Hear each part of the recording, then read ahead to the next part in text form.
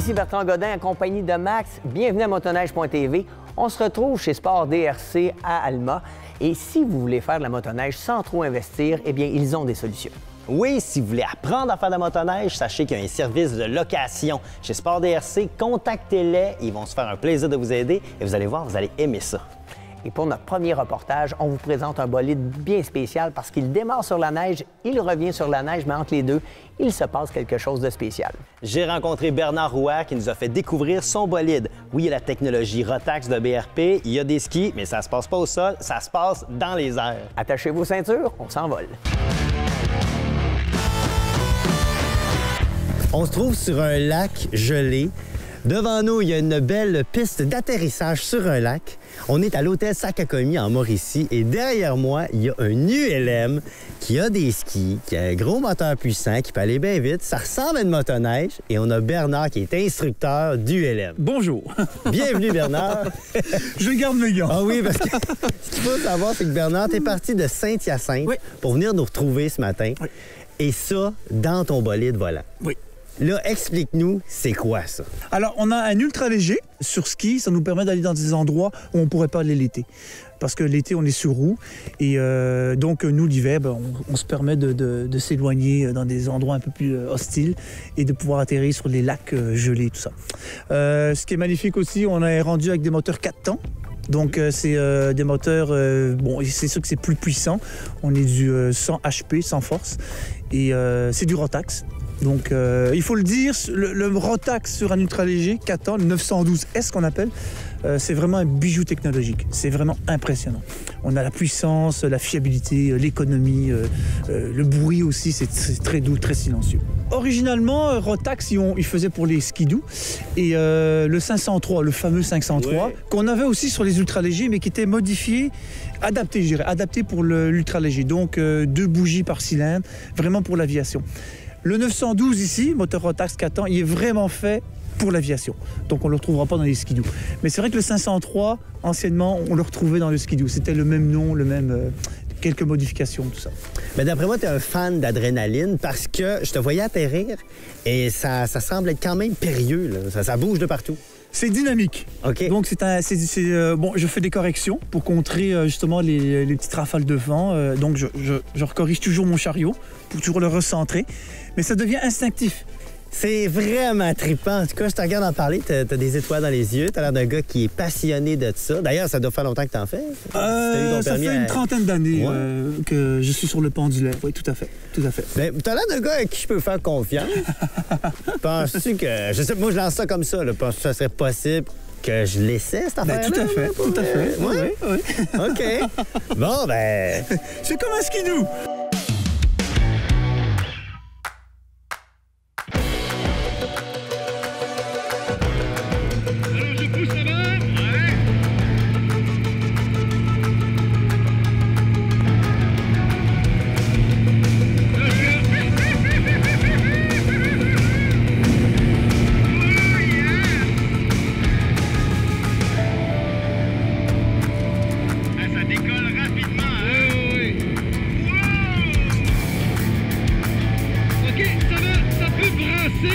Mais c'est hyper stable, regarde, c'est très stable.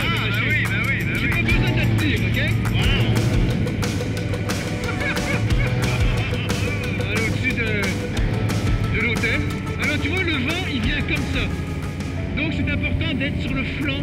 Ah, ok. Le vent, il va faire ça, il va monter. Si je vais de l'autre côté, tu te ramasses les rouleaux. Ah, ok. Donc tu veux descendre. Alors je lâche le gaz et descend tout seul. Et moi, je l'aide. Tu sais, je l'aide un peu pour tirer. OK, monte-les jusqu'au nuage, coupe le moteur. Ah, il va geler, là. Oui.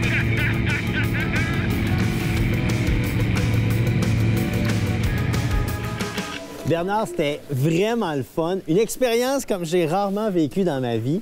Et surtout dans un endroit qui est féerique, on va se le dire. Hein? Magnifique. Écoute, il faut dire que l'environnement s'y prête pour ce genre d'activité-là. Liberté, c'est magnifique. L'hôtel Sakakomi est la place de choix avec un grand lac pour venir t'atterrir. Tu fais pas pitié? Non, du tout. Non, puis il y a l'espace, c'est assez impressionnant pour le vol. J'imagine que des gens pourraient venir ici atterrir régulièrement. Oui, il y a déjà des gens qui arrivent en hélicoptère. Exactement. Ouais. Il y en a déjà. Et là, bon, j'ai vu tes talents de pilote, j'ai vu ton expérience, je l'ai senti à la barre. Pour les gens qui aimeraient savoir plus d'informations ou essayer ça, ULM, comment ça fonctionne? Bien, écoute, nous, on est situé sur la rive sud de Montréal, Saint-Hyacinthe, et on a toute l'infrastructure pour faire des vols de familiarisation. Donc, je vous dirais que ça commence à partir de l'âge de 5-6 ans jusqu'à 99 ans. Et aussi, on fait de la formation. Donc, à Saint-Hyacinthe, oui, on peut vivre une expérience. On a des forfaits de 20 minutes, 40 minutes ou 1 heure. Okay. Mais en général, pour une première fois, le 20 ou le 40 minutes, c'est suffisant. Ah oui? Oui, parce que c'est quand même l'adrénaline. Puis... ça peut être peut-être trop long, 1 heure, quelqu'un qui le vit une première fois. Là. Ah, c'est bon, ça. Bien, écoute, maintenant, vous le savez, allez voir ça, allez voir tous ces petits trucs-là là, pour apprendre à voler. Moi, je te dis un énorme merci. Oui, puis moi, je vais apprendre à faire du skidoo. C'est la prochaine étape. Mais en attendant, profite donc de l'installation de l'hôtel Sakakomi. Oui, parfait. Oui. Un bon repas, un bon dodo, puis tu repartiras demain. Parfait, merci beaucoup. Comment fonctionne et comment ajuster le transfert de suspension? On regarde ça avec Robert de chez Star Suspension. Quand on accélère avec le motoneige, la chenille ici, le moteur tire sur la chenille. La chenille est accrochée au sol. Et puis, effectivement, elle aussi tire 500 livres puisque c'est elle qui fait avancer la motoneige. Le lien entre la suspension puis le châssis de la motoneige, c'est le bras ici. Ce bras-là, il est incliné à 20 1000 livres, 20 c'est 200 livres par en haut. La suspension cherche à vous soulever de 200 livres. C'est ce qu'on appelle le transfert. OK. C'est ce qu'on veut sur une motoneige. C'est ce qui nous permet d'avancer dans la neige molle. C'est ce qui nous permet d'avoir des bonnes accélérations, même s'il n'y a pas beaucoup de traction sur la neige. Par contre, si on en a trop, bien, on n'a pas de contrôle dans les virages. On a donc des dispositifs qui nous permettent de limiter le transfert. On a ici les blocs de transfert. On a aussi les courroies qui limitent le transfert à l'avant. Les blocs sont à mode parce que c'est facile à utiliser puis les gens comprennent ça facilement. Ben ouais. Les courroies, c'est un ancien dispositif, mais il y a des avantages aussi pour les gens qui aiment la performance. C'est intéressant, ça. On en apprend toujours plus grâce à des experts comme toi. Merci beaucoup, Robert. Maxime. On comprend bien maintenant le transfert de suspension. On entend souvent parler d'assistance routière auto, mais on connaît moins l'assistance routière motoneige. Pourtant, je peux tomber en panne n'importe quand dans les sentiers. Si ça m'arrive, qu'est-ce que je fais? Charles, comme souscripteur chez Intact Assurance, nous explique comment ça fonctionne après la pause.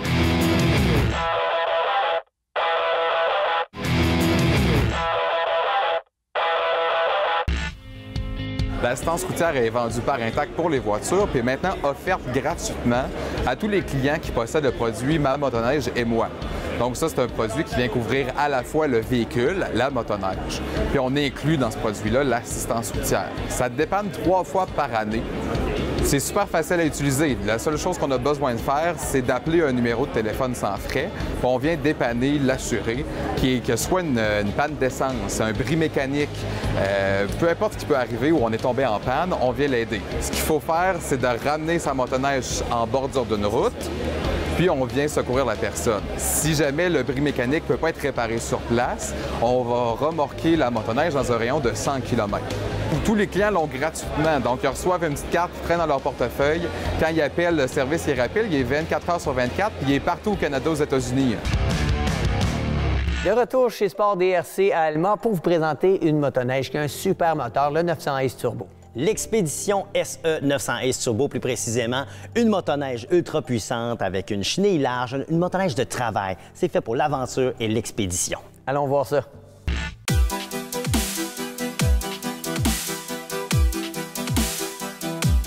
Je suis avec Michel Garneau, rédacteur en chef et pilote d'essai dans le magazine Motoneige Québec.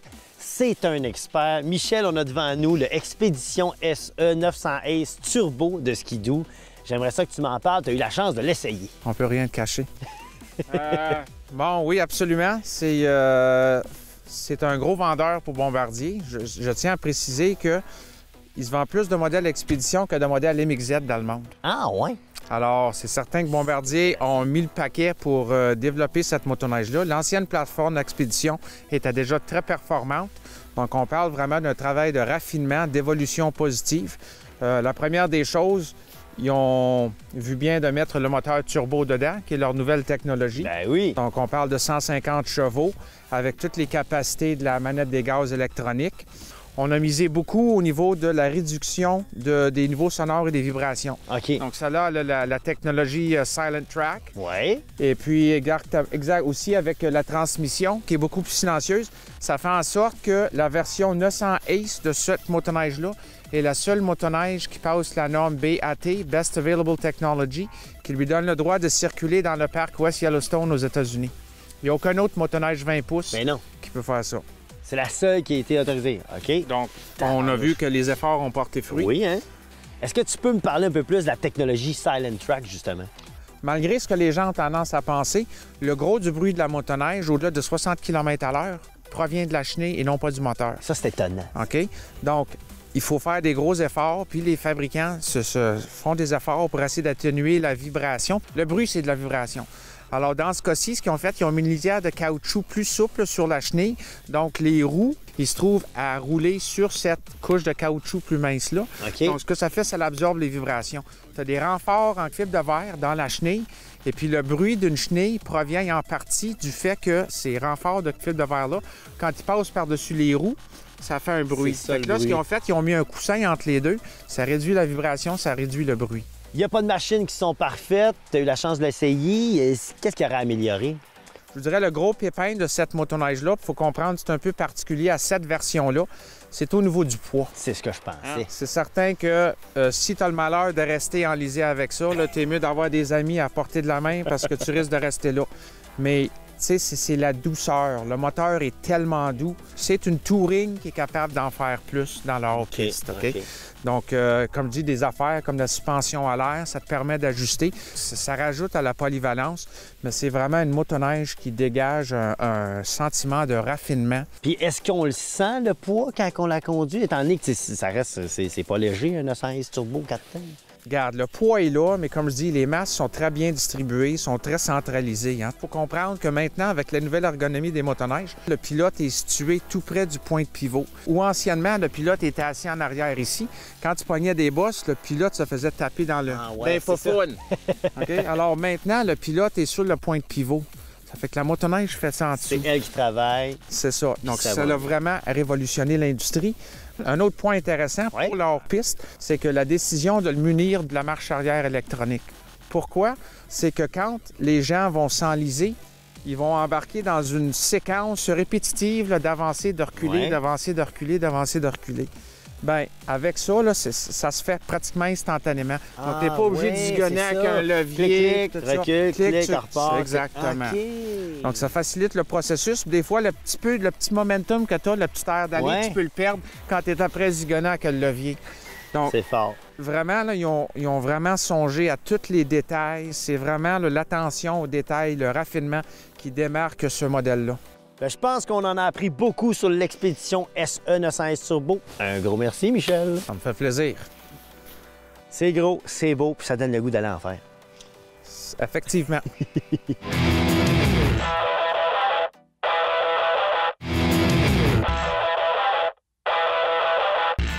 Annuellement, plus de 4500 bénévoles offrent 800 000 heures afin de maintenir la qualité de nos sentiers. La FCMQ, en partenariat avec Kimpex, offre 400 chèques cadeaux de 250 $ afin de récompenser ceux qui donnent gracieusement de leur temps. Aujourd'hui, je rencontre un bénévole qui le fait depuis plus de 15 ans, Frédéric Cormier. Allô, Valérie? Allô? Frédéric, toi, ça fait 15 ans que tu es bénévole, mais j'imagine qu'il y a eu quelque chose qui a fait en sorte que tu as voulu t'impliquer. Comment ça a commencé, tout ça? Oui, en tant que tel, on pense que les sentiers apparaissent tout seuls comme ça en début de saison, mais je voulais voir l'envers du décor, comment ça fonctionne. Puis, à un moment donné, je me suis invité à une réunion. Habituellement, c'est une fois par mois que les clubs font une réunion. OK. Pour aller voir comment ça fonctionne. Puis là, je me suis mis à voir vraiment là, que c'est une tâche colossale. J'ai pas beaucoup de temps à donner, mais le peu de temps qu'on peut donner est important. Là. Bien, on parle de conciliation travail-famille aussi, parce que toi, tu travailles, tu es dans ta période active. Tu as quoi, 42 ans? Eh oui. Donc, 42 ans, des adolescents, c'est pas toujours facile de trouver le temps de donner. Comment tu fais pour concilier tout ça? Bien, justement, avec l'accord de ma conjointe, on s'organise ensemble, bien entendu. Puis c'est plus fort dans la période hivernale. L'été, c'est pratiquement mort, même si on fait des petits travaux, mais c'est une réunion par mois. On se rassemble pour justement voir les travaux qu'il y a à faire en sentier. Puis les droits d'accès qu'il faut aller négocier à chaque année. J'ai commencé à toucher à ça un peu aussi. Là. Donc, toi, tu t'impliques au niveau aussi des propriétaires. Tu fais des petits travaux comme ça ici, mais tu fais pas seulement du physique. Là. Tu t'en vas parler aux propriétaires pour essayer justement de négocier des droits de passage sur des territoires comme ici. À chaque année qu'il faut aller renouveler, souvent, on essaie de les avoir pour du long terme, mais c'est pas toujours facile. Ils veulent pas toujours. Donc, c'est du cas par cas pas mal. Là. Les gens pensent que faire du bénévolat, c'est beaucoup d'heures, c'est des longues heures finalement qu'il faut donner. Donc, les gens pensent, bien, c'est pas possible pour moi. Tu sais, je travaille, j'ai une famille, j'ai des choses à faire. Qu'est-ce que tu dirais à ces gens-là pour les convaincre de s'impliquer? Moi, je leur dirais, plus on manque de bénévoles, donc plus on en a, mieux c'est. Donc, si quelqu'un qui est manuel a du temps à donner pour ouvrir les sentiers, mettre les balises en début de saison, ce sera ça. C'est le gros de la période. Après ça, avant la saison, il faut réparer des ponceaux, couper des branches. Donc, on peut donner un petit 2 heures par-ci, par-là, quand on a le temps. Puis, exact. Si plusieurs personnes font la même chose, on va avoir besoin de moins de personnes, dans le fond, moins de longs chiffres. Ah oui, ça a l'air pire que c'est. Puis c'est plaisant, on va se le dire. Là, aujourd'hui, il fait beau. Oui. On a une belle vue. Puis la meilleure chose que je puisse dire, c'est que ça peut aller à une réunion juste pour voir comment ça se passe, entendre le pouls de l'organisation. Donc, si les gens sont curieux et qui ont envie de s'impliquer, le site de la FCMQ, c'est la meilleure place. Et voilà. Bien, écoute, merci beaucoup, Frédéric. Ça fait plaisir. Puis là, bien, il nous en reste encore vraiment beaucoup à faire, donc on y va? On y va. Ah ouais, go!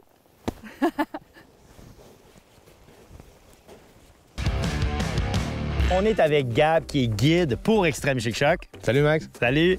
Écoute, Gab, je sais que là, tu vas nous parler d'une technique avancée d'hors-piste. Hein? On avait hâte que ça arrive. On a vu quelques chroniques des côtés un peu plus débutants, si on veut, du hors-piste. Oui.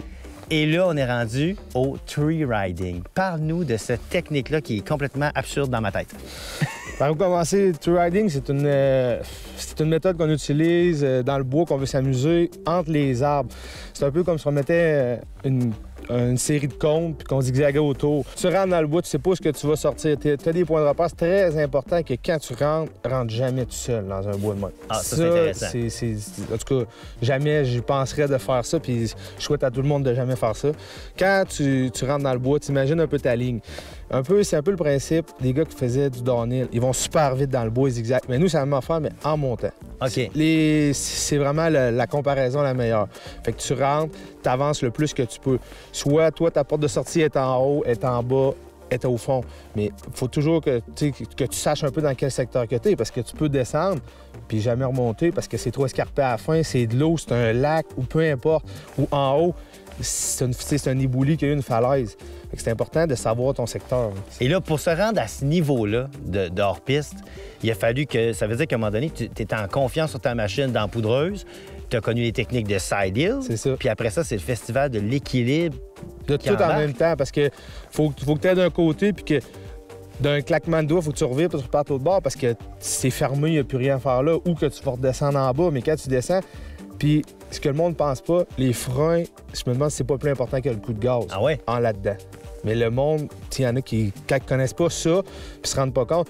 Une poignée à briques est cassée, moi, je rentre pas dans le bois, là. Ah ouais? Parce que c'est pratiquement impossible de continuer à avancer. Donc, le frein est tout aussi important que le gaz. Et comment on commence à faire du tree riding? Tree riding, là, on s'entend, là, c'est l'anglicisme pour le mot qu'on connaît pas. C'est du... Tu sais, à la base, ça part du side hill. Le side hill, là, c'est... On utilise ce terme-là pour plusieurs choses, puis on utilise, dans le fond, pour traverser souvent des obstacles, des endroits, des fossettes ou des ravins.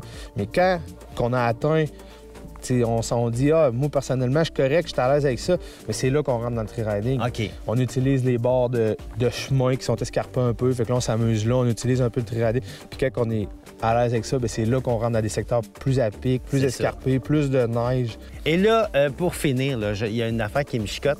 Pourquoi vous achetez des motoneiges qui valent aussi cher, puis vous allez les skis? Ça doit tout le temps briser là-dedans. On brise des plastiques. Pourquoi? Qu'est-ce qui fait que vous avez ça en dedans? Ben, je te dirais que c'est pour monter plus haut, puis tout le temps avoir... on veut la machine qui répond tout le temps au bon moment, que le moteur, que, tu sais, je veux dire, ça finira jamais, ça va sûrement évoluer encore, ça va toujours évoluer, mais on veut toujours la machine à fine pointe pour nous aider. Tu sais, on va prendre ces années-là ou on va prendre les années 2013, il y a une méchante différence. C'est pas tant que ça, là, pourtant, là, mais oublie ça. Mais ça fait le gars va suivre quand même, mais c'est pas la même machine, pas la même capacité. J'ai l'impression qu'il y a un sentiment de vouloir dominer la montagne. Oui, c'est vraiment ça que ça se passe, pour vrai. C'est cool, ça. Hey, merci, Gab! Merci beaucoup. C'est intéressant, ça!